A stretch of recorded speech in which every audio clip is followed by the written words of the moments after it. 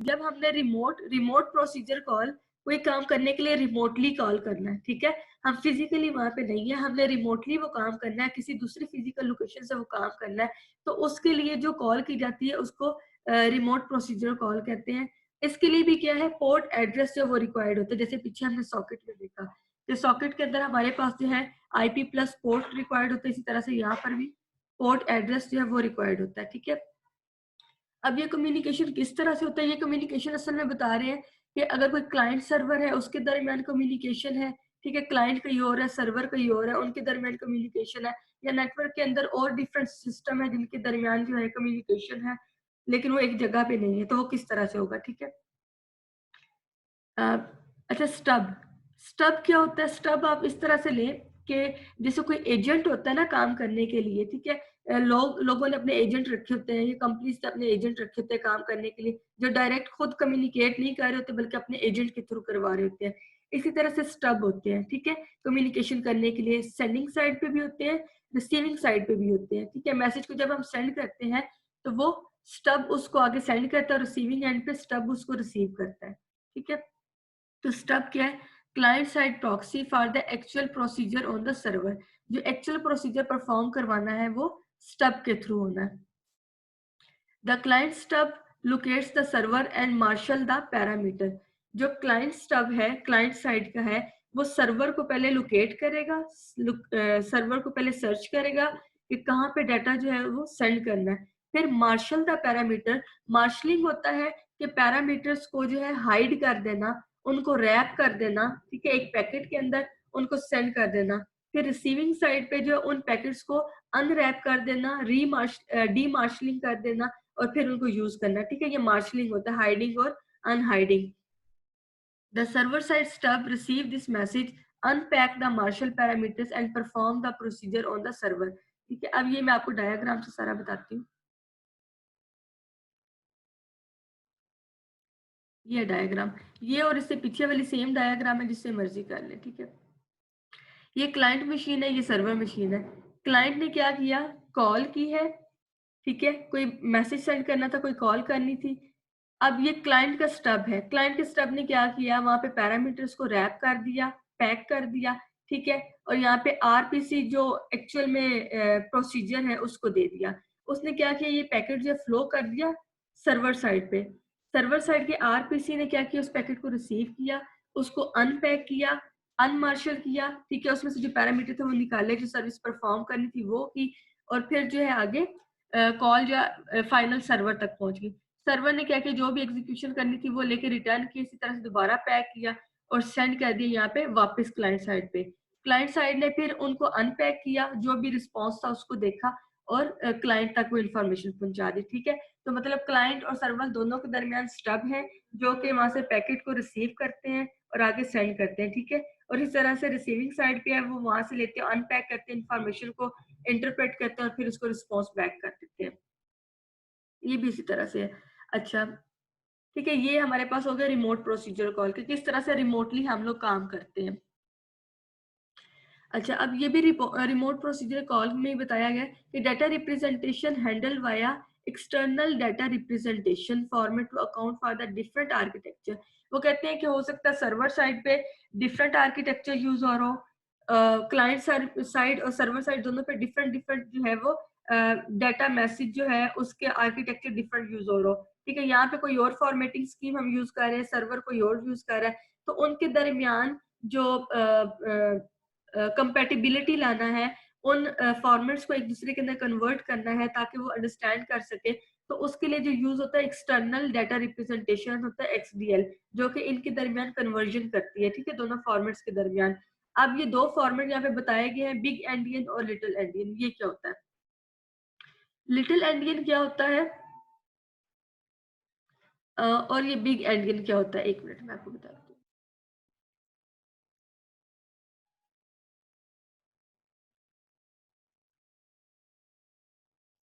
ये नीचे मैंने थोड़ा सा इसका लिख दिया था।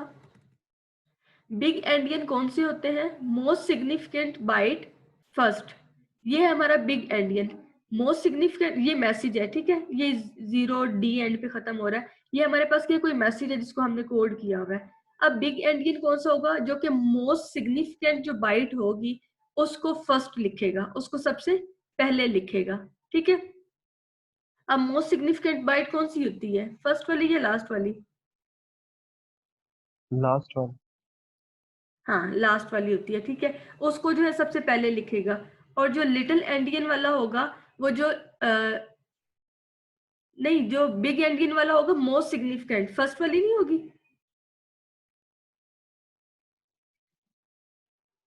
हम्म,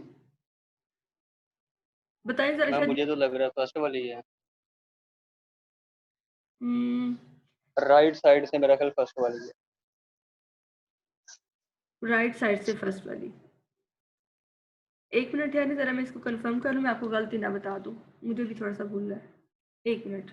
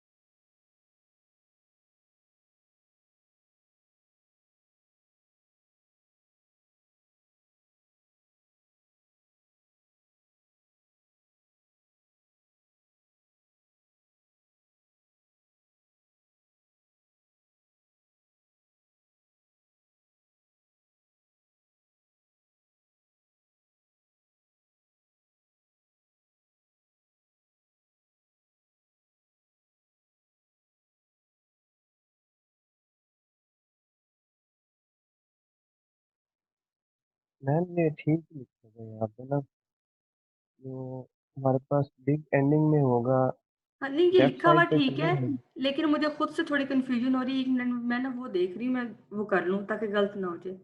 आप लोग देख लें, इस सामने लिखा हुआ है, अगर आपको समझ आ रही है तो।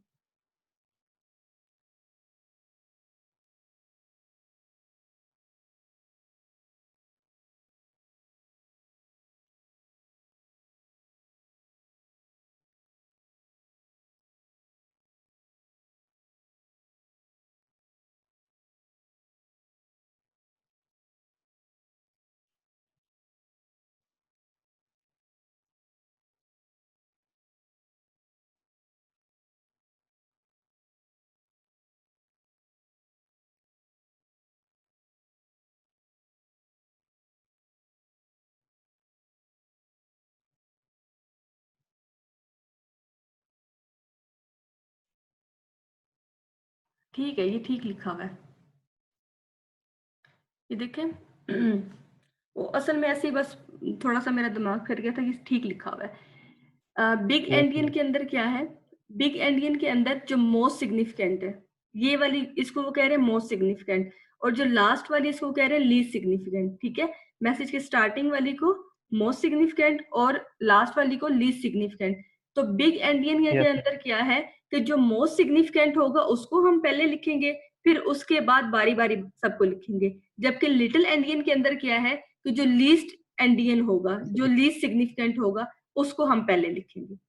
ठीक है, बिग के अंदर जो मोस्ट सिग्निफिकेंट होगा उसको पहले लिखेंगे, और लिटिल एंडियन के अंदर ये 0D, ठीक है, लीस्ट सिग्निफिकेंट है, एंड है, और इसको पहले लिखेंगे, मींस उसके उल्ट लिखना शुरू कर देंगे। ठीक है, बिग एंडियन में जैसे लिखा हुआ है मोस्ट सिग्निफिकेंट से कम की तरफ आएंगे, लेकिन लिटिल एंडियन में लीस्ट सिग्निफिकेंट से मोस्ट सिग्निफिकेंट की तरफ आएंगे। ठीक है, इसको देखिए, इसमें बताएं कोई कंफ्यूजन है या फिर आगे चले?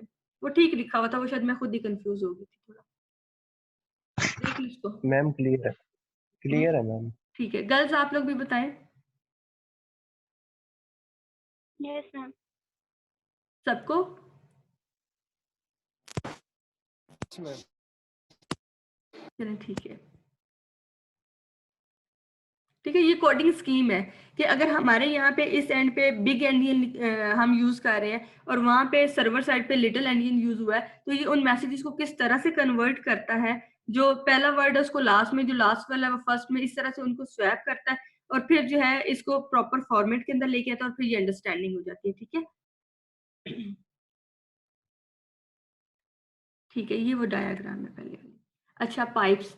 अब पहले हमने सॉकेट पढ़ा, फिर हमने रिमोट प्रोसीजर कॉल पढ़ा, अब हम पाइप पढ़ रहे हैं। ठीक है, ये सारे कम्युनिकेशन के डिफरेंट वेज हैं। Act as a conduct allow to processes to communicate. अब पाइप क्या है, जैसे हमारे ये पाइप्स होते हैं, गैस वाला पाइप कह ले, पानी वाला पाइप, वैसे क्या होते हैं, दो एंड होते हैं। ठीक है, दोनों एंड से एक साइड से अगर पानी आ रहा है तो दूसरी साइड से जा रहा है, तो दो एंड है। इसी तरह से पाइप उसी तरह से कहा गया है कि कम्युनिकेशन करने के लिए एक पाइप क्रिएट कर लेते हैं, एक्चुअल में कनेक्शन होता है। ठीक है, और इसमें जो है मैसेज या फिर आपका डाटा किस तरह से फ्लो होता है। इश्यूज कौन से आ जाते हैं, इस कम्युनिकेशन यूनि डायरेक्शनल और बाई डायरेक्शनल। अब आपने एक पाइप बना दिया कम्युनिकेशन के लिए, इशू ये है कि उसके अंदर कम्युनिकेशन यूनि डायरेक्शन होगा या बाई डायरेक्शन होगा। यूनि डायरेक्शन मींस एक साइड से जा रहा है, दूसरा रिस्पॉन्ड नहीं कर रहा। बाई डायरेक्शन मींस दोनों साइडों से आ भी रहा है और जा भी रहा है। ठीक है, कौन सा होगा, ये एक इशू है। In the case of two way communication it is half और फुल डुप्लेक्स। ठीक है, अगर बाई डायरेक्शन का है तो फिर बाई डायरेक्शन के अंदर ये हाफ डुप्लेक्स होगा या फुल डुप्लेक्स होगा। ठीक है, वही वाली बात कि अगर हाफ डुप्लेक्स के अंदर क्या होता है कि अगर सेंडर सेंड कर रहा है तो रिसीविंग साइड जो है वो उस टाइम पे कोई रिस्पॉन्ड नहीं दे रही होगी। और फुल डुप्लेक्स के अंदर क्या है कि दोनों साइड से जो है वो आ भी रहा है और जा भी रहा है। ठीक है, तो पहले बताना कि यूनिट डायरेक्शन है या बाय है, और फिर हाफ है या फुल डुप्लेक्स है। जी, ऐसे ही है, ये आप लोगों यस ने मैम, पढ़ा होगा आईसीटी वगैरह में पिछले सेमेस्टर में। मस्ट देयर, नेटवर्किंग में पढ़ा था। हाँ, ये नेटवर्क्स की ही असल में टर्म है, लेकिन यहाँ पे थोड़ी सी ऐड की हुई है। Must there exist a relationship parent child between the communicating process. ठीक है, अब यहाँ पे क्या वो कह रहे हैं पाइप के थ्रू कम्युनिकेशन है, एक कम्युनिकेशन चैनल बना दे, तो यहाँ पे पेरेंट चाइल्ड रिलेशनशिप है।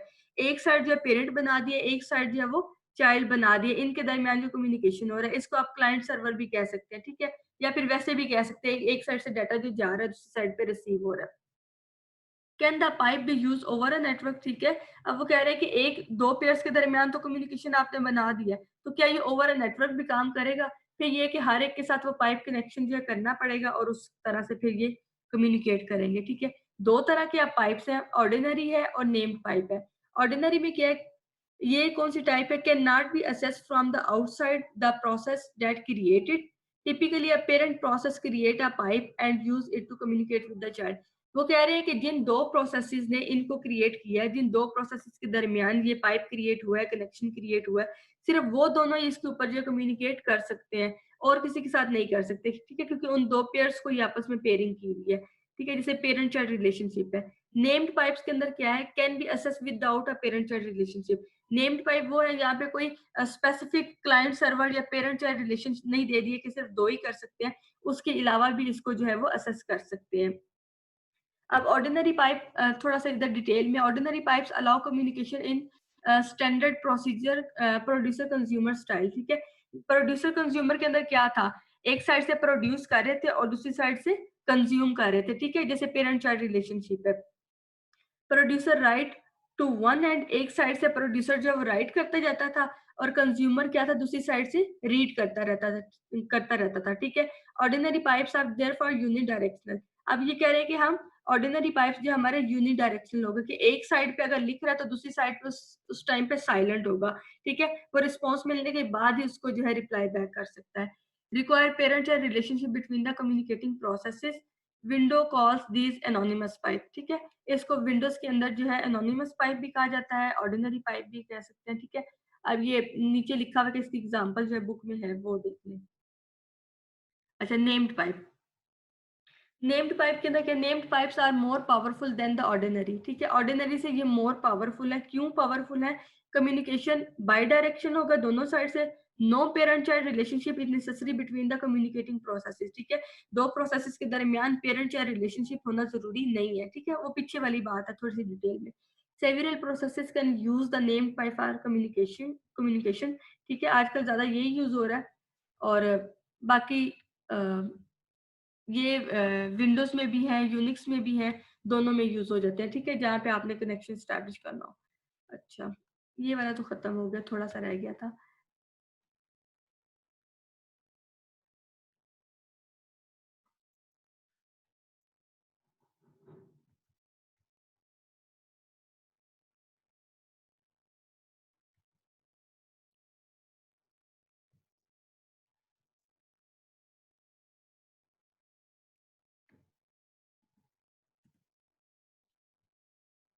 ये आगे थ्रेड्स का चैप्टर जो है वो स्टार्ट हो गया। लास्ट टाइम थ्रेड का आया था तो मैंने कहा था आगे इसका चैप्टर है, हम लोग वहां पे इसको डिटेल से देखेंगे।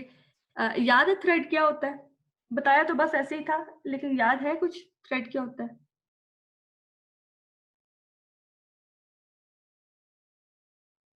अच्छा, आप लोग पढ़ते हैं इसको, जो लेक्चर होते हैं, कभी पढ़ा है? Yes ma'am. बाकी लोग भी जरा बता दें। ये अगर ऑपरेटिंग सिस्टम नहीं ना पढ़ेंगे तो ये आपको बहुत तंग करेगा, इसको लाजमी पढ़ा करें। जो पढ़ाया होता है जस्ट उसी को ही पढ़ लिया करें जाके, कि एक दफा वो आपको क्लियर हो जाए। बाकी मल्टीमीडिया या ऐसी है उसको भी पढ़ा करें, लेकिन ये है कि वो टाइम टू टाइम भी आपको समझ आ जाएगा, थ्योरेटिकल है। लेकिन जो ऑपरेटिंग सिस्टम है ये बहुत कॉन्सेप्चुअल है, इसको लाजमी साथ साथ पढ़ा करें। Okay ma'am.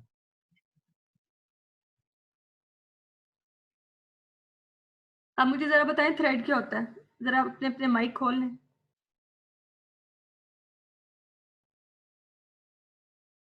आतिफ, अच्छा, बिलाल, मुबशरा, नादिया, सबा, सायरा, खोल लें जरा माइक प्लीज, बताएं थ्रेड क्या होता है, गलती बता दें। मैम मैम इसका आइडिया तो था पर अब थोड़ा थोड़ा भूल गया है इसका आइडिया। हाँ बताया, जस्ट वो ऐसे ही था, डिटेल में नहीं बताया था, लेकिन देख रही हूँ कि आप लोग पढ़ते हैं या नहीं पढ़ते।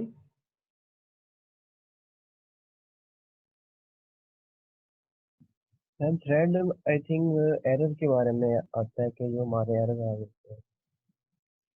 नहीं, एरर के बारे में नहीं होता। गर्ल्स जरा रिस्पॉन्स दे मुझे, थ्रेड क्या होता है?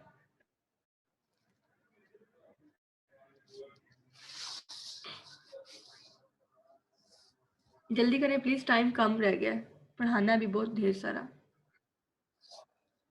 Ma'am miss use of system तो नहीं है? कौन सा? जो सिस्टम को miss use of system. Miss use of system? नहीं, मिस यूज नहीं है। मैम चलिए वो इतना डाटा को एक जगह से दूसरी जगह ले जाने के लिए यूज होता है, डाटा को एक जगह से दूसरी जगह लेके फाइल्स जाना। वगैरह को। नहीं, ये थ्रेड नहीं है। थ्रेड जो है वो आपके सिस्टम को एफिशिएंट बनाने के लिए होता है, इतना मैं बता दूं, अब आगे सोच लें।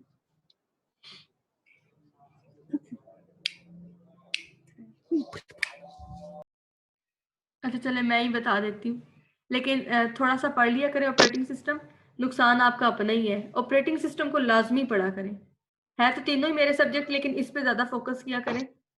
ये थोड़ा सा टफ है और ये फिर एंड पे आपको समझ नहीं आनी है इसकी, ये बहुत मिक्स हो जाते हैं। अभी इसके आगे बहुत ढेर सारे कोड हैं, और मुझे आपकी असाइनमेंट भी याद है, लास्ट टाइम मैंने आपको दी थी।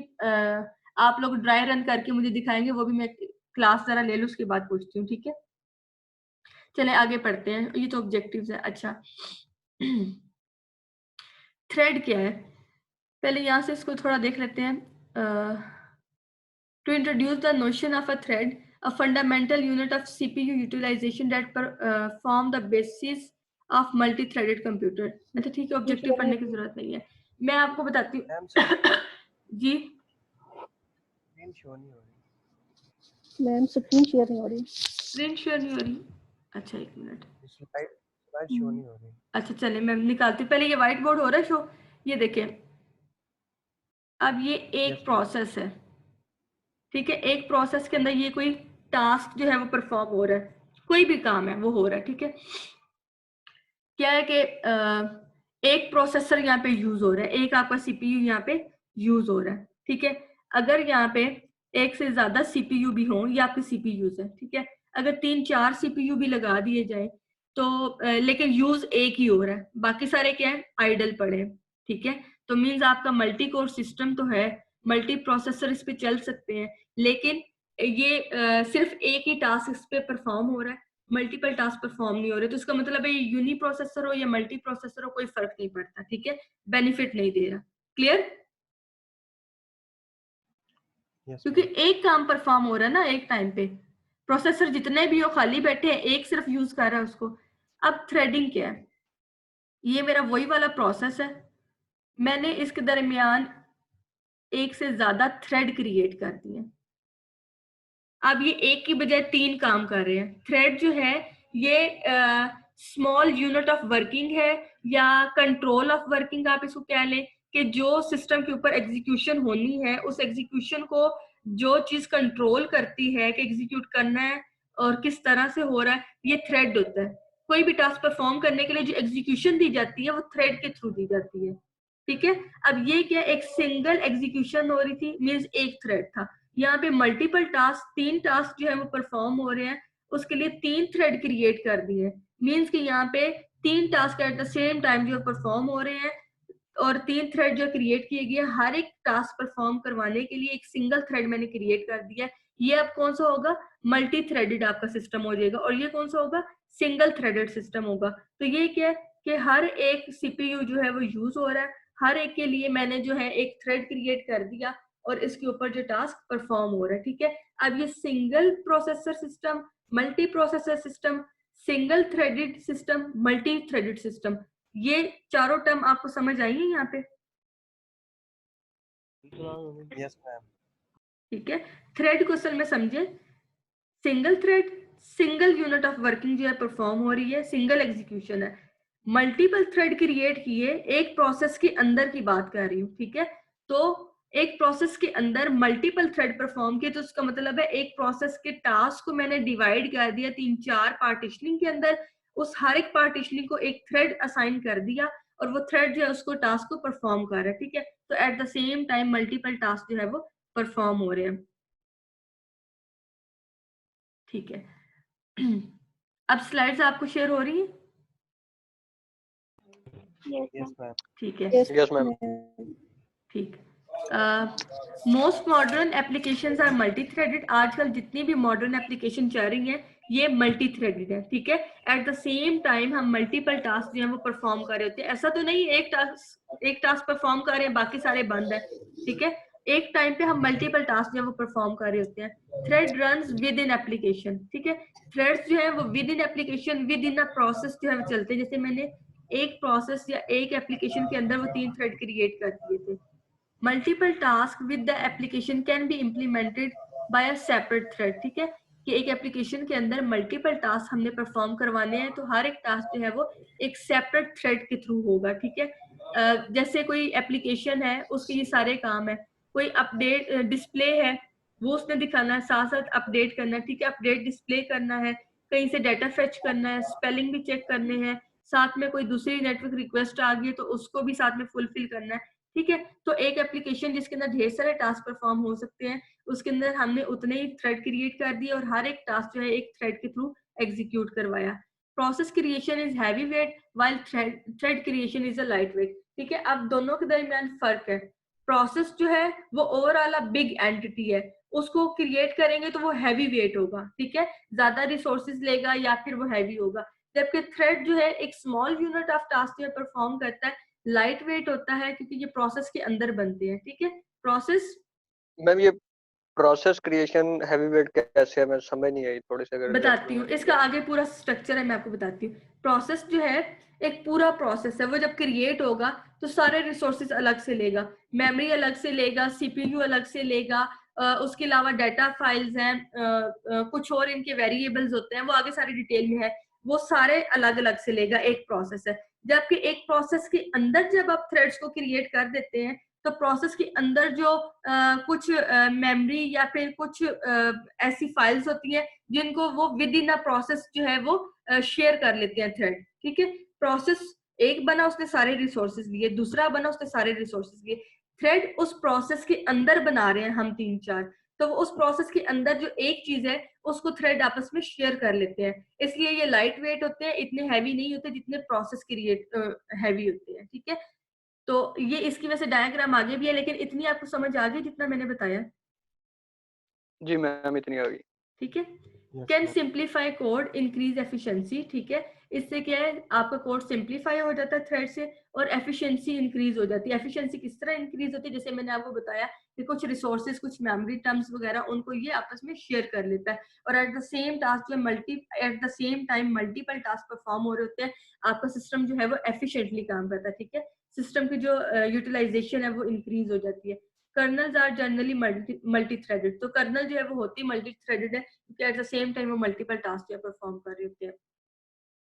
ये अब एक यहाँ पे एग्जांपल बताइए, एक कोई सर्वर है या फिर वेब ब्राउजर आप कह लें जो मल्टी थ्रेडेड है, क्लाइंट है, क्लाइंट ने रिक्वेस्ट कर दी सर्वर को, सर्वर ने क्या किया, एक थ्रेड क्रिएट कर दिया जो कि उस क्लाइंट की को सर्विसेज प्रोवाइड कर दिया, ठीक है। कोई और दूसरी रिक्वेस्ट आ गई है तो उसने उसके लिए क्या, एक नया थ्रेड जो है वो क्रिएट कर दिया और वो दे दिया।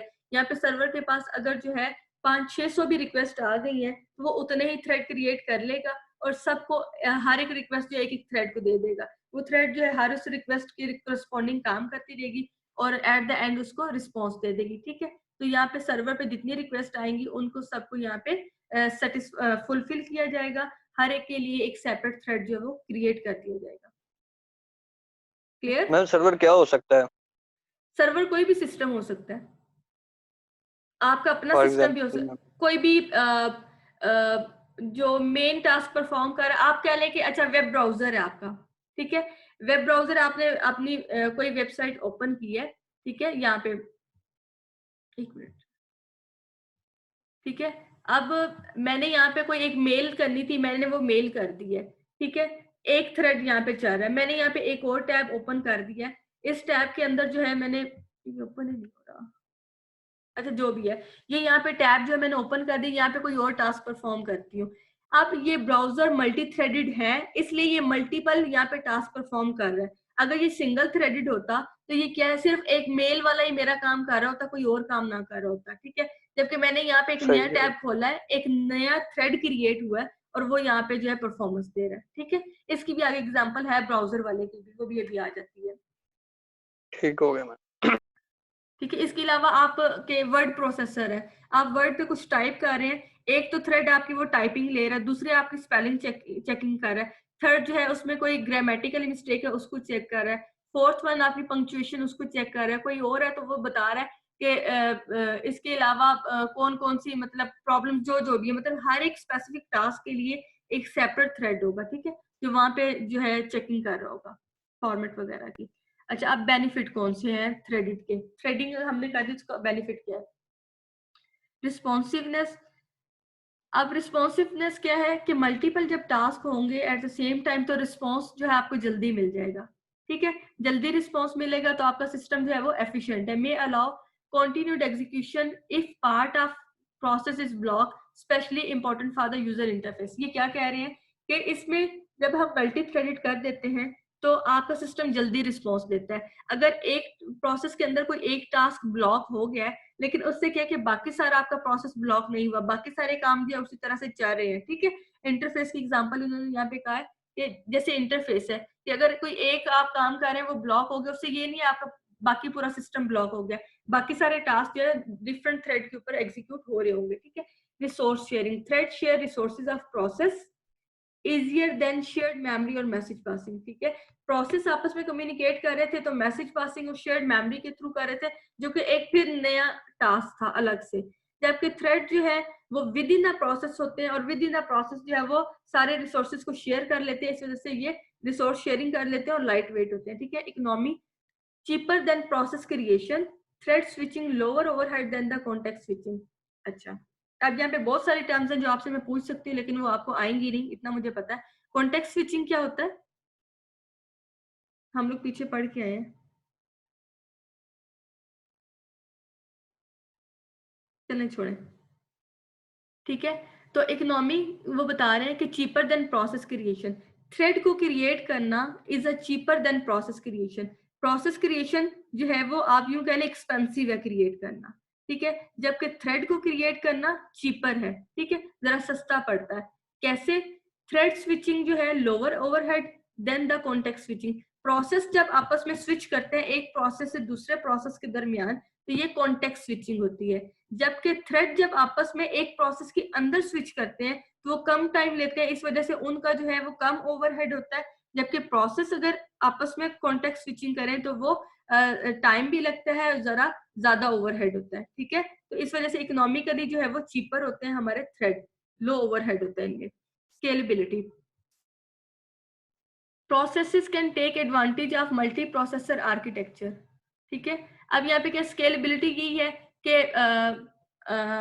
जैसे मैंने पहले बात किया मल्टी प्रोसेस आर्किटेक्चर है, लेकिन उसके ऊपर अगर एक ही थ्रेड यूज हो रहा है तो बाकी प्रोसेस आइडल होंगे, ठीक है।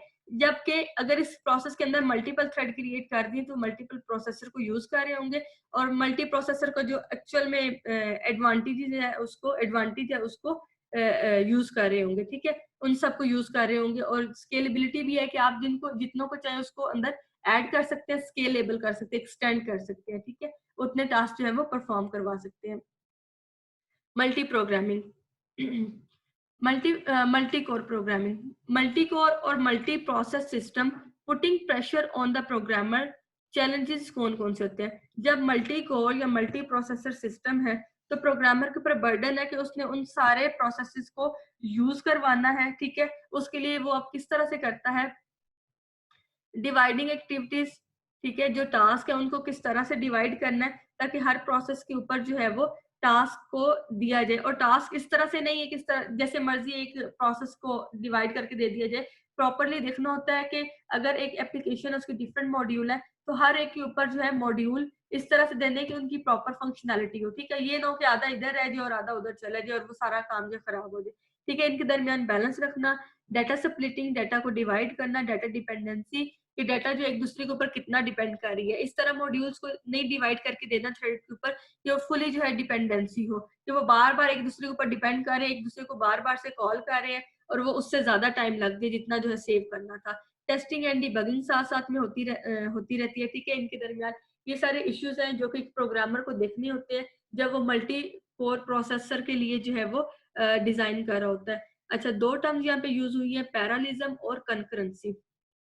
ये क्या होती है? पैरालिज्म applies a system can perform more than one task simultaneously। पैरालिज्म और साइमल्टेनियसली जहां पे ये दोनों लफ्ज आएंगे उसका मतलब है कि सिस्टम के ऊपर आपका सिस्टम जो है मल्टी कोर है और उसके ऊपर एट द सेम टाइम एक से ज्यादा टास्क जो है वो परफॉर्म हो रहे हैं। Concurrency support more than one task making progress, support करती है मोर देन वन टास्क, एक से ज्यादा टास्क परफॉर्म हो सकते हैं लेकिन एट द सेम टाइम नहीं। एक को थोड़ा सा टाइम दिया, फिर दूसरे को थोड़ा सा टाइम दिया, फिर तीसरे को दिया, उनके दरमियान कॉन्टेक्स्ट स्विचिंग होती रहेगी, ठीक है। सिंगल प्रोसेसर होता है, मल्टी नहीं होता। कोर, मल्टी प्रोसेसर और core scheduler providing concurrency mean switching होती है उनके दरमियान, ठीक है। तो पैरालिज्म और साइमल्टेनियसली लफ्ज यूज होगा, उसका मतलब है कि वाकई eight the same time multiple task perform हो रहे हैं। कंकरेंसी मींस, ठीक है, कंकरेंसी मींस कि आपको ऐसा लगेगा कि eight the same time task हो रहे हैं क्योंकि प्रोसेसर उनके दरमियान इतनी तेजी से स्विच करता है, लेकिन एक्चुअल में उनके सारे प्रोसेसेस के ऊपर जो है वो टाइम डिवाइड कर दिया होता है। पहले प्रोसेसर की टर्न है, उसने अपना टाइम लिया, दूसरे ने, तीसरे ने, इनके दरमियान स्विच होता रहता है लेकिन एट द सेम टाइम सारे नहीं चल रहे होते, ठीक है। क्लियर? तो मैम इसी जी। तरह पैरेललिज्म में भी तो ऐसा ही हो रहा होगा कि टाइम दे रहे होंगे मल्टीटास्किंग को, एट नहीं। अ टाइम एक टाइम तो नहीं ना हो सकते। नहीं, आपके मल्टी कोर यहाँ पे देखें, इन्होंने कहा है कि पैरेललिज्म आपकी होगी मल्टी कोर मल्टी